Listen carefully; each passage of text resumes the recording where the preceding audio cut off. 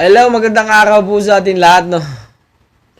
Eto na nga, Attorney Torion, sumugod na naman sa Korte Suprema kasama si Dada ko. Hindi Dada ko eh. At Dada TV. Dada TV, tingnan niyo si Dada TV nandun sa gilid. Ano to, bodyguard? Tingnan niyo Si Dada ko yun eh. Tingnan niyo. Sa Korte Suprema na mga kaalyado ni Vice President Sara Duterte ang napipintong impeachment trial sa kanya. Ayun si Dada ko. Yung malaking katawan. Yung tatlo siguro katawan nun eh. Di dalawang beses na mas malaki pa yata katawan kay Bato eh. Tingnan si Dada ko. Ayun Ayun siya. Putang ina, Dada TV. So ito na nga. Hindi talaga marunong lumaban ng patas itong mga amuyong ni Duterte. Pinakakansela nga po ang impeachment ni Sara sa Korte Suprema. Pero ayon sa ating saliksik mga kaibigan, wala pa hong nangyaring kanselasyon. Buhat na itayo ang Republika ng Pilipinas, wala pa hong naitala o nangyaring pagkansela ng impeachment. Mula po kay, sino ba yung unang na-impeach? Mercedes Gutierrez. Kailan lang yan eh. Si Erap! Diba? Ang tabang-tabang ni Erap. Nag-resign. Nung malapit ng makonvict, nag-resign. Kinulong pa rin. Ayun. Yun na lang. Yun talaga yung nyo mga DDS, mag-resign kayo sa 20... abot ba to ng December? Sige, mag-resign na lang siya sa December para makatakbo siya sa 2028. Yun ang tanging payo ko sa inyong mga DDS. Sabihan nyo ang inyong puon na si Sara na mag-resign sa December. Para makatakbo siya sa 2028. Intende? Intende.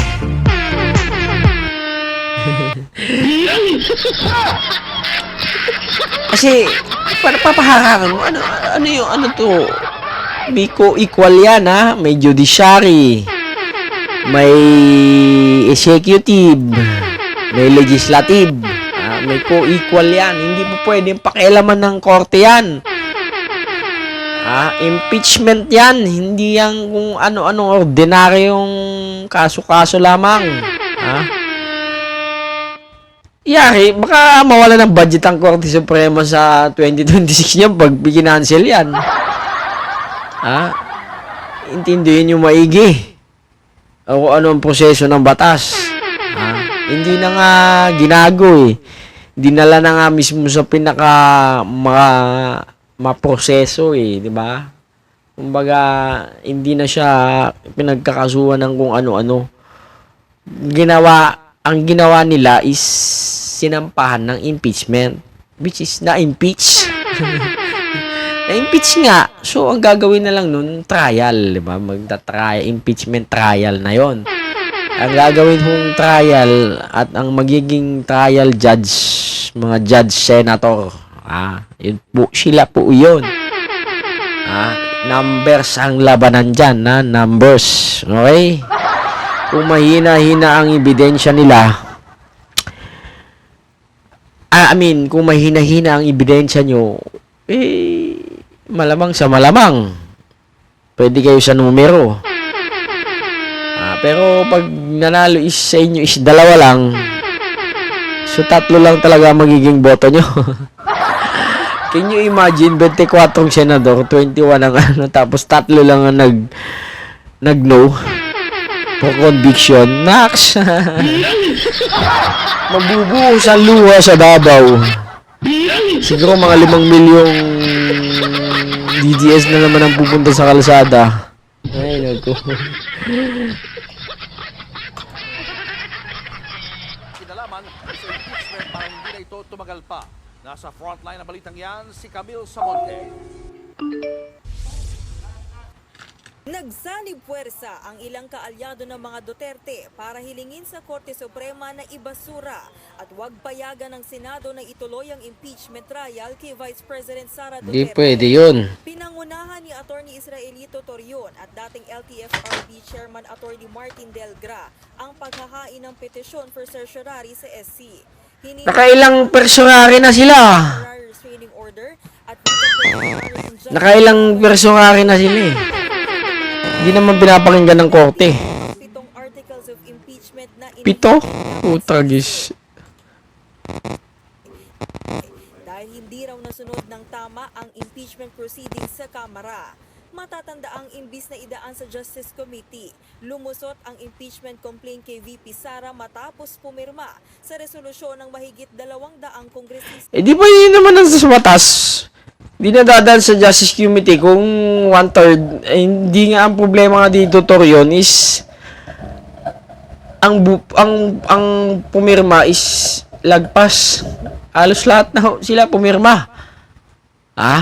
Ilan na lang po yung hindi. Sumabol pa nga yung iba eh. Di ba? 200 plus. Meron pa nga humabol may 50. Anak ng teteng. Eh yung mga congressman, 300 plus yan. 336 yata. O konti-konti na lang. Ewan ko sa'yo, Israel Torion. Talagang nakita nyo naman siguro ni railroad yung proceeding. Nadali. There was no debate, there was no deliberation, it was just introduced and voted upon. Dagdag pa ni Torion bago pumasa ang ika-4 na resolusyon para sa impeachment. May nauna ng 3 reklamo na inihain pero hindi agad tinugunan ng Kamara sa loob ng 10 araw. Paglabag daw ito sa saligang batas dahil isang impeachment lang ang pwedeng ihain sa impeachable official sa loob ng 1 taon. Pero giit ng ilang kongresista, wala silang nilabag sa konstitusyon. Kompleto po yung aming articles of impeachment, including the process in which it was transmitted to the Senate. So I'm not sure. As far as we're concerned, I don't know ano po yung basis ng flaw na sinasabi po nila. Kung may gustong harangin ng impeachment, meron namang gustong itong madaliin. Binigyan na ng 10 araw ng Korte Suprema ang Senado para magkomento sa petition for mandamus na inihain ni Atty. Catalino Generilo Jr. Hiniling nito sa Korte na obligahin ng Senado na simulan na ang impeachment kay VP. Di ba? Kung matalino kayo, may attorney kayo, meron din namang attorney ang prosecution. Di ba? Hindi lang kayong matalino. Impeachment is a nationwide concern that Dito pinapalaga ng mga DDS, no? Hindi nila sinasabi na once na salita lang yung korte na ay ito bla bla bla. Magkomento na kayo, ganun.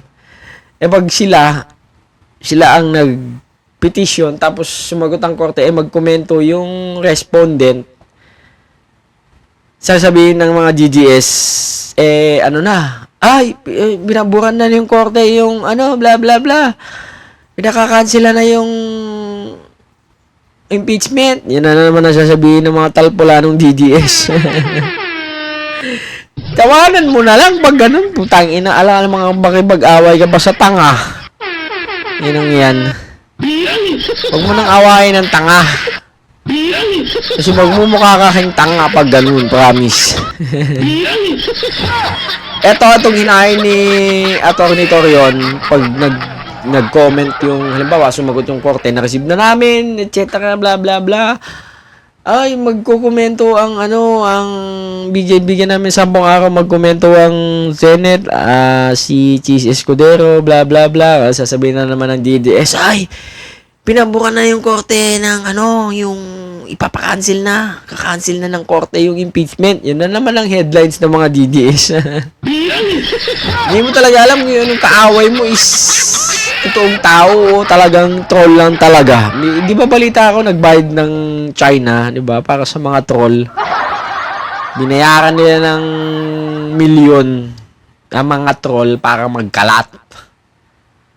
Dapat yun ina-aresto eh. Kasi sigurado naman mga Pilipino yung mga hayop na yun eh. Visit.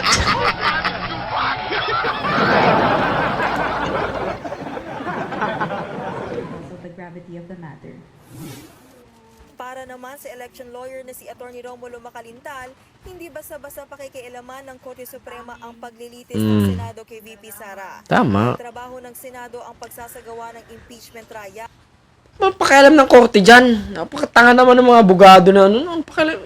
Kung equal yan, hindi yung ano, hindi nga kayo pinaburan sa TRO na pinagsisigaw-sigawan nyo. Tapos, yan pa. Mamaya, ano yun na naman kayo ng korte.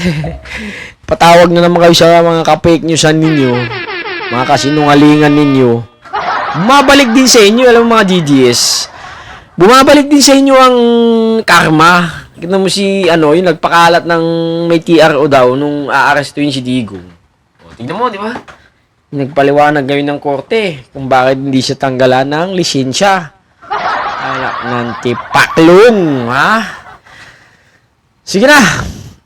Yun lamang, Diyos. Magandang umaga po sa atin lahat.